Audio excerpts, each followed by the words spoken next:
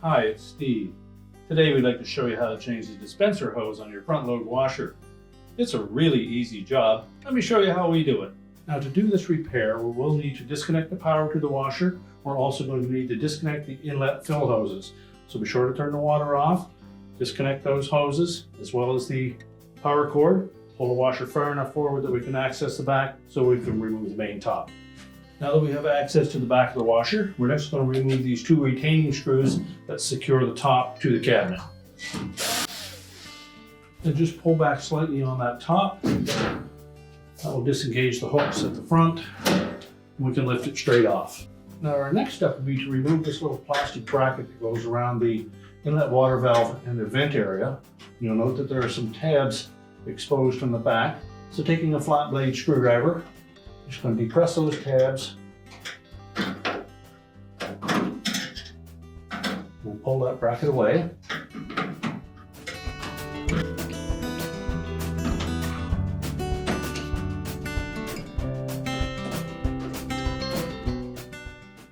We'll just set that aside. And now we can reach inside the top of the washer and remove that vent assembly. Now our next step will be to remove the wire harness connectors to that inlet valve. We need to get that out of the way.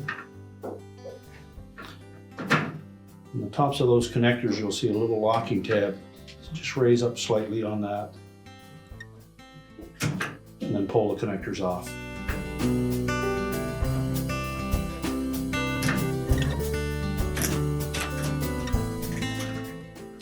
You want to use caution working in this area. There are typically some very sharp edges on that metal support bracket across the top and across the back. So next we're going to remove two screws that secure that valve to the dispenser housing. There's one over here on the left.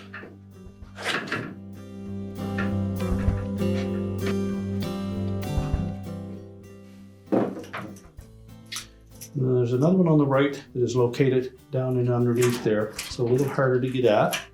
Now to access that screw on the right hand side of that valve, you may want to remove the extension on that vent.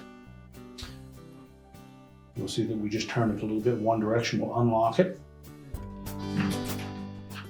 So counterclockwise is facing it from the rear. And then just pull that vent towards the back of the cabinet.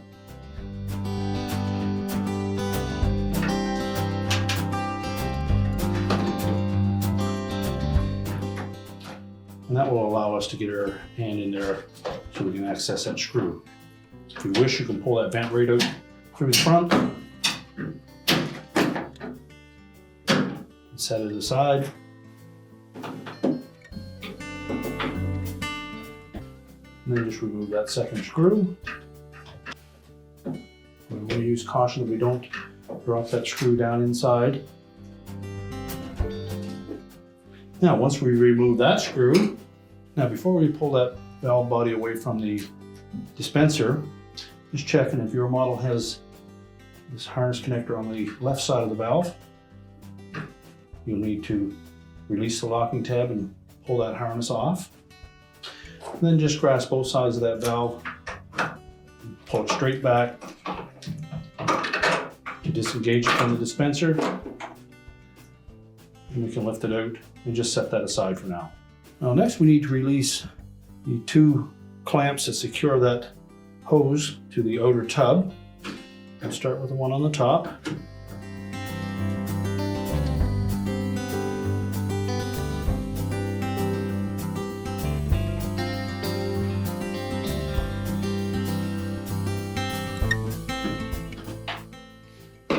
If you have difficulty getting a regular size screwdriver in there, you may need to use a stubby one.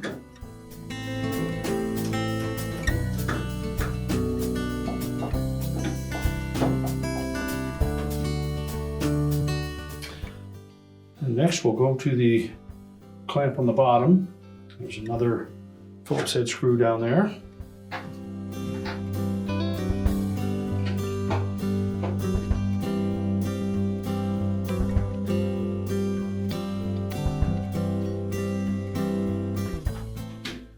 Now, once we've loosened both of those screws, we can pry that hose and clamps away from both the outer tub and the dispenser housing.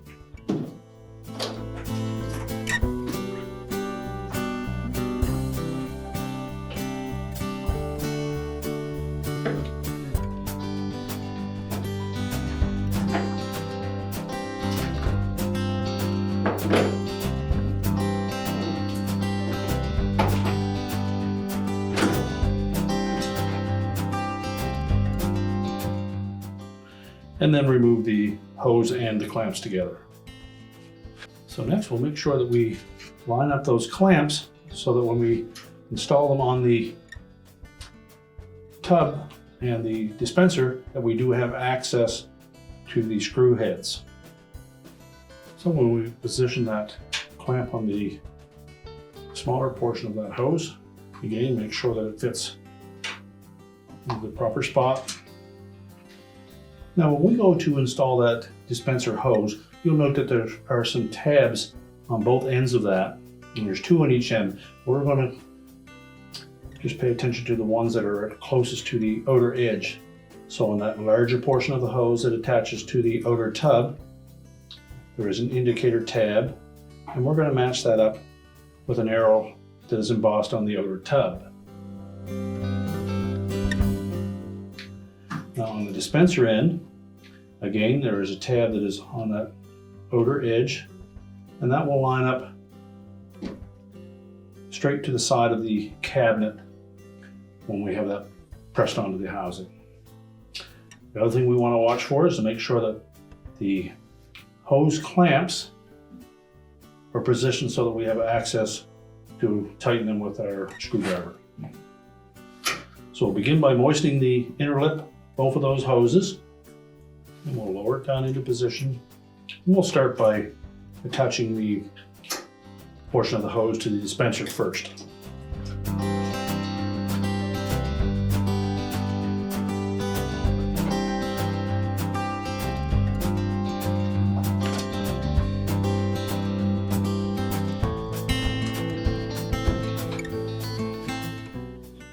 Now next we'll insert the end of that hose into the tub. You'll note that there is a little flange on the inside that fits inside of that hole.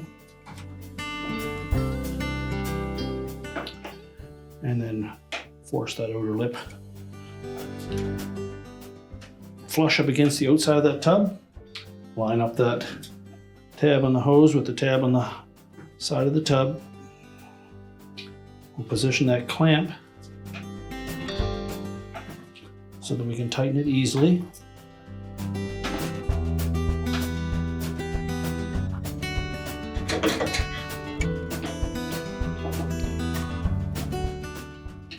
Now before you tighten it, make sure that it's as close to the edge of that hose as possible, including in underneath.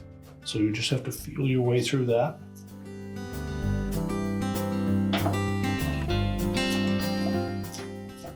Now we've put the screw portion of that clamp towards the front of the tub. Originally it was at the back. It's a little easier to access from here.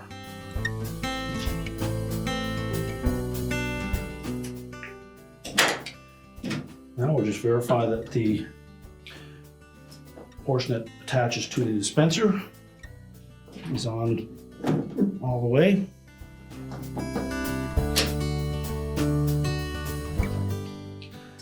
And then we can rotate that clamp around to a position that you're comfortable with.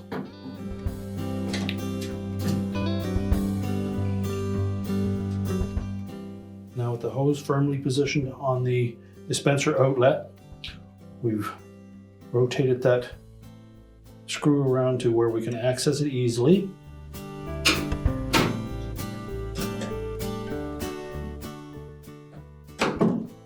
You need to make sure that you support that clamp so that it doesn't slip off the back of the hose.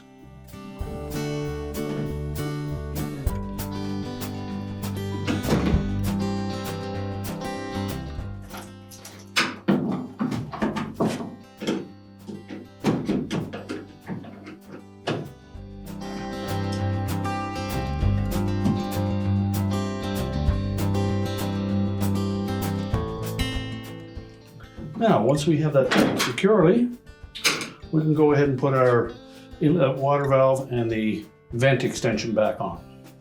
So next we're ready to put that inlet water valve in. We'll begin by making sure that we tuck it in underneath that wire harness.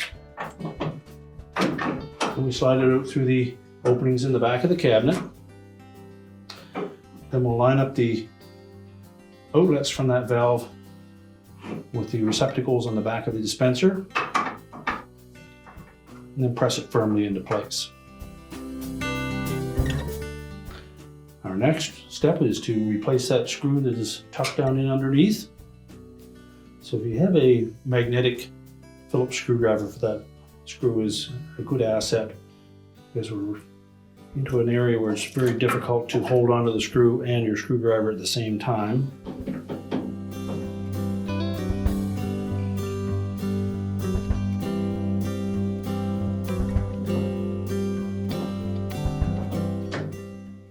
So we've just taken a magnetic bit extension, enough to start that screw. And now we can reach in with our screwdriver and tighten it.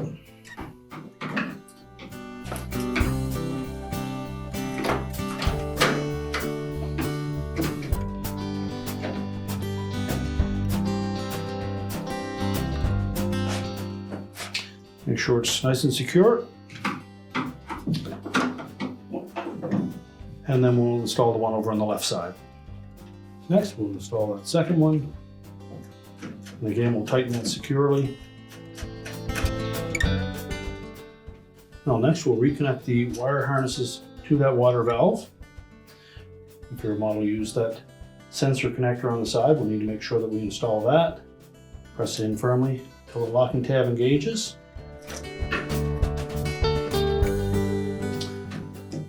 And the same with the connectors for the solenoids.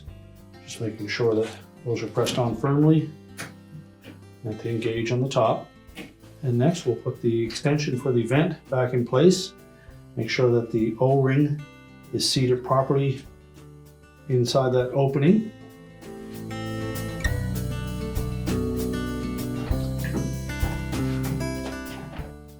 And we're going to tuck that out through the back first.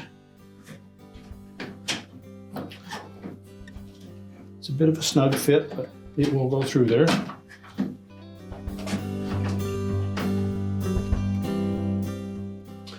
And we're just going to tilt that slightly counterclockwise. Press it firmly into the outlet from that dispenser, and then rotate it clockwise to lock it in place. Now we're ready to put the little shield on at the back. So just position that so that the flat side that fits over the vent is in the proper spot. And then just carefully press it into place until all of those tabs lock in place, and then that's secure. Next we'll put the top back on. Set it evenly side to side, about 3/4 of an inch back from the back of the console. Slide it forward.